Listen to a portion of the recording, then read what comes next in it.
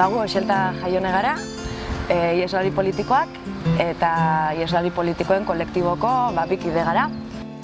Egun batetik bestera, gurasuak izan zuzkuen aldin giharra zeukela, eta bizitzi aposto gaur. Guardia Zibilak etorri zirean etxera bila, baina ez eusten atrapa, eta hortik aurrera, erabaki nebana zen, lapur dira bizitzen jutia. Ateratzen zela etxetik, etxeko giltzak nahita utzita esateko modu baten. Eta badakitzu ez dela izango denbora motz baterako.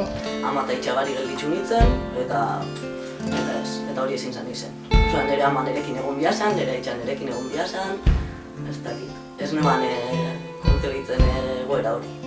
Batez be nahiku personala izan zen. Nik nahi nebalako zen, fizikoki behintzat azke bizitzen segidu. Nik hau bizi izan dut eta niretzat hau da nire bizia, orduan ezin dut konparatu ezerrekin. Herriko seme alaba dien einean, bihar hori eurak herrira etortzeko, herrixan gertatzen dien gauzen parte izeteko, eztabaidan parte hartzeko eta Euskal Herrixari dagokizun dana erabakitzeko eskubidea eta zilegitasuna eduki beharko zebela eta indarra egin bihau eurak hemen egoteko eta prozesuan parte izeteko.